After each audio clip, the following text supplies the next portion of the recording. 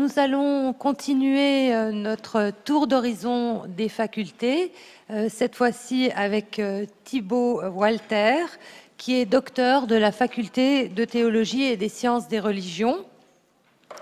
Il est maintenant chercheur en sciences de l'oralité à l'Institut universitaire d'histoire de la médecine à Lausanne, mais il a une double casquette, puisqu'il est aussi co-directeur artistique du Lausanne Underground Film and Music Festival, le LUF. On le comprend mieux quand on connaît son sujet de thèse, puisqu'effectivement, il a travaillé sur les dispositifs culturels et théologiques du son, du silence et du bruit. Je te laisse la parole. Merci beaucoup. À la fin des années 40, le compositeur américain de musique expérimentale John Cage a voulu composer une pièce de silence.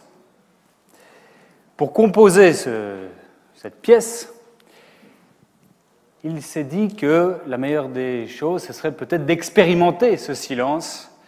Et il s'est donc rendu à l'université d'Harvard dans une chambre anéchoïque. Il y a plusieurs types de chambres anéchoïques. Mais la chambre dans laquelle Cage est entré était équipée de murs qui isolent de l'environnement sonore extérieur et qui absorbent aussi toutes les réverbérations à l'intérieur de la chambre. Il raconte que pendant qu'il était à l'intérieur, il a fait la découverte de l'impossibilité d'entendre ce silence puisqu'il y entendit son propre corps. Lors d'un entretien avec Daniel Charles en 1972, John Cage dit ceci, je le cite, « Regardez ce cendrier. Il est dans un état de vibration, nous en sommes sûrs et le physicien peut nous le prouver. Mais nous ne pouvons entendre ces vibrations. Quand je suis entré dans la chambre anéchoïque, j'ai pu m'entendre moi-même. Eh bien, je veux à présent, au lieu de m'écouter moi-même, écouter ce cendrier. Pour cela, je ne vais pas le frapper comme je le ferais d'un instrument à percussion, je vais écouter sa vie intérieure. Il serait extrêmement intéressant de le placer dans une mini-chambre, une petite chambre, dit-il, anéchoïque, que j'ai construite ici. Dans chaque objet, il y a évidemment l'action d'un processus moléculaire vivant, mais pour l'entendre, il faut isoler l'objet dans une chambre spéciale. Qu'est-ce qu'on entend? Pas grand-chose. Cage s'exclut lui-même. Il pense ainsi les sons comme s'ils avaient une existence à part, indépendamment de tout auditeur, auditrice, indépendamment de ce qui fait vibrer les choses, c'est-à-dire aussi le système d'aération, les canalisations, le trafic, le mouvement des personnes. Qu'est-ce qu'on entend? Rien. C'est un échec, c'est inutile, mais c'est fécond à la fois. Le sujet de ma thèse concerne précisément cet échec. C'est un échec qui est aussi bien, attention, un geste conceptuel, un geste d'écoute qui, parmi les multiples aspects du phénomène sonore, isole et crée une totalité à part entière. Une totalité qui serait intéressante en soi, qui serait une destination esthétique et scientifique. Aujourd'hui, nous pouvons rencontrer ce geste d'écoute dans plusieurs pratiques. Par exemple, lors de concerts, lorsque certains auditeurs portent une attention toute particulière aux sons, aux ondes, aux vibrations, comme là par exemple pour un concert de Vomir, où le public s'isole de l'environnement extérieur en écoutant du bruit blanc. D'autres pratiques, par exemple, dans des groupes dits de coordination de lutte contre le bruit, dont les démarches participent à la protection de l'environnement sonore. Ici, un exemple d'un schéma du cadastre du bruit de la ville de Lausanne. Parmi cette multitude de pratiques, j'ai limité l'analyse à 3 gestes, 3 dispositifs. Celui de John Cage, qui demande à laisser les sons être eux-mêmes. J'ai choisi John Cage parce qu'il était pionnier des rhétoriques en musique expérimentale et en art sonore. Un autre geste est celui de Raymond Murray-Schaeffer, qui lui demande une préservation des paysages sonores. Lui, il était pionnier de ce qu'on appelle l'écologie sonore. Et le troisième geste, celui de Zbigniew Kierzkowski, pour qui tout est son. Lui, il est décédé, je l'ai appris ce matin, artiste très influent dans les musiques expérimentales électroniques underground. Si la documentation existe abondamment pour les 2 premiers, dans les milieux underground, c'est une autre histoire. Il y a certes plein de documents, mais il s'agit aussi, c'était une première étape de ma thèse, de mon travail de thèse, c'était d'éditer des documents sources, et notamment ce Physique sonore, les textes de Zbigniew Kierzkowski, aux éditions von Dieren, collection Riponov. Je fais de ces 3 dispositifs discursifs et performatifs des repères pour une histoire de ce geste d'écoute des sons pour eux-mêmes. Je soutiens que, bien que cette histoire s'origine dans des pratiques occidentales qui, au XIXe siècle, ont développé à la fois des technologies de reproduction du son et une idée romantique de la musique absolue, les dispositifs choisis organisent une clôture d'un mode d'intelligibilité du son, du silence et du bruit, absolu, c'est-à-dire qu'ils ont participé à la formalisation de l'idée d'un son, silence, bruit absolu, c'est-à-dire délié du reste existant en soi. Ces organisations en totalité possèdent à chaque fois une méthode appropriée. Pour Cage, c'est isoler le son d'un objet de son contexte, comme on l'a vu avec la mini-chambre anéchoïque.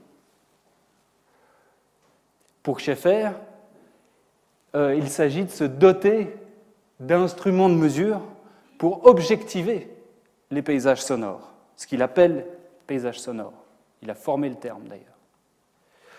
Pour Kierzkowski, il s'agit de se doter des outils du spectacle pour se mettre en danger lui-même, mettre en danger aussi ses auditeurs, auditrices, en jouant à des volumes insensés avec tout le spectre de fréquences que peut générer un ordinateur. Ces méthodes leur permettent de décrire une réalité sonore qui leur est propre, mais, et c'est ce que ces méthodes ne disent pas, c'est ce qu'elles passent sous silence, c'est qu'elles aident aussi à créer ces réalités. À travers leur manière de penser, d'organiser le son, il s'agissait alors, dans mon travail, d'interroger par qui, pour qui ces dispositifs sont-ils faits, quand, dans quel contexte et à quel prix. En bref, quelle réalité du sonore invente ces dispositifs. Le gros de mon travail de thèse fut donc de répondre à ces questions et de décrire les cosmologies, les politiques qui participent à fabriquer l'évidence d'un fait sonore. Ces théologies du son ne sont pas seulement des récits qui viendraient cacher une réalité authentique, elles sont aussi des stratégies de stabilisation de tensions individuelles et collectives. Leur théologie théosophique et zen pour Cage, catholique rosicrucienne pour Schaeffer, ou occultiste vitaliste pour Kierzkowski, sont autant de manières de rendre intelligible une réalité que de performer une réalité, voire de provoquer involontairement d'autres réalités.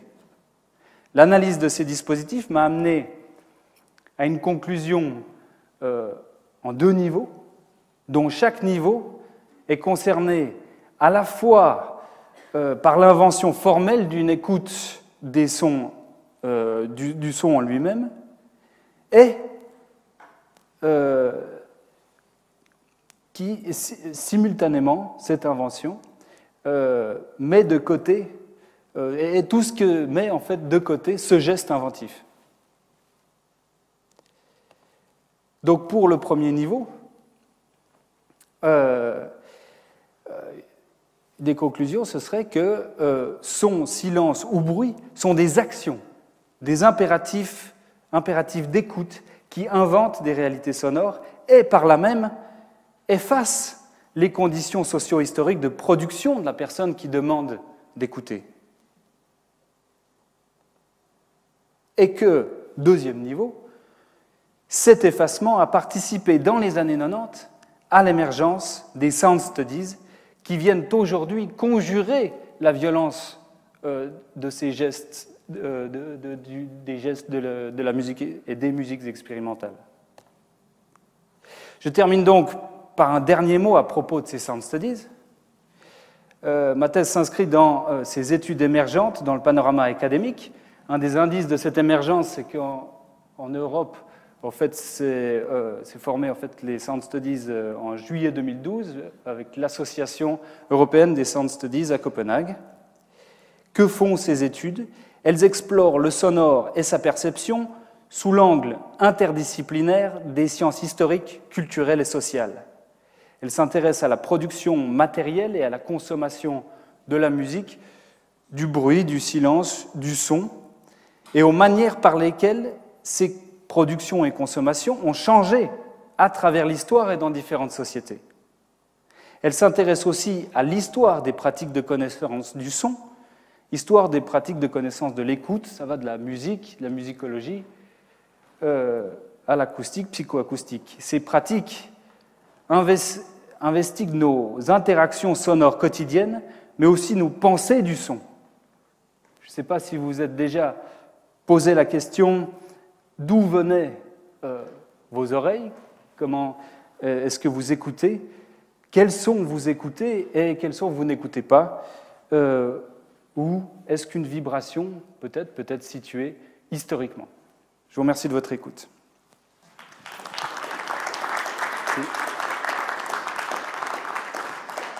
Merci beaucoup Thibaut. Donc, nous avons 5 minutes pour les questions. Le micro peut circuler dans la salle, donc n'hésitez pas.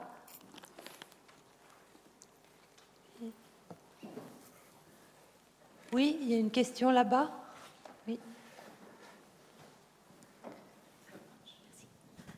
Oui, bonjour. Merci pour cette présentation. Ma question était de pure compréhension parce que je ne suis pas du tout expert dans le domaine, mais par rapport au premier niveau des conclusions, quand tu parlais de... qu'un son peut effacer les conditions socio-historiques. Est-ce que tu pourrais expliquer davantage ce que tu entends par là, parce que ça m'intéressait? Si c'est pas trop compliqué. Non, par exemple, en situation de concert, typiquement, John Cage, il va s'intéresser à prendre un coquillage, l'écouter, le son pour lui-même, il le sort de son environnement, il va l'amener sur une scène de concert. Il fait ces changements de contexte, ce geste-là ne nous permet pas de nous informer sur des interactions sonores, et ça ne nous informe en rien d'interactions sociales historiques, si ce n'est ce geste.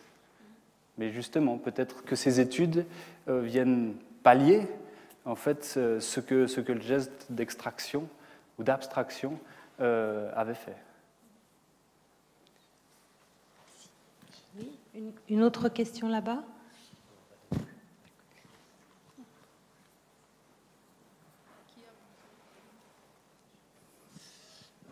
Peut-être une question à la fois complexe et simple, parce que ce qui m'a beaucoup passionné dans un des derniers ouvrages d'Arlette Farge, qui est spécialiste du XVIIIe siècle, c'est sa manière de... Elle a fait un ouvrage sur comment reconstituer le son au XVIIIe siècle, comment les gens parlaient et comment ils percevaient le son au XVIIIe siècle. Et comme elle est foucaldienne par excellence, elle a été formée par Foucault, est-ce qu'il y a une réflexion Je pense, dans les 70 sur le rapport au corps, parce que c'est ça qui est important chez Arlette Farge, et puis la question des biopouvoirs, justement. Donc ça, ce serait plutôt une approche historique, mais pas seulement historique. Enfin, la réflexion entre le rapport entre le corps et puis le son, finalement.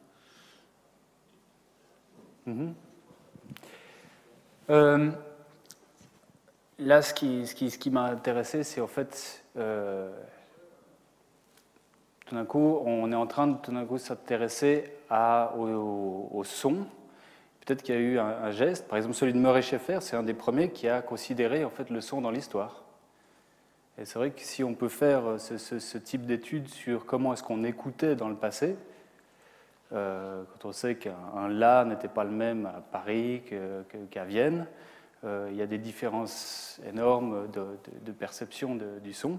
Maintenant, par rapport au rapport de pouvoir, on s'intéresse énormément à tous les dispositifs de ceux qui peuvent,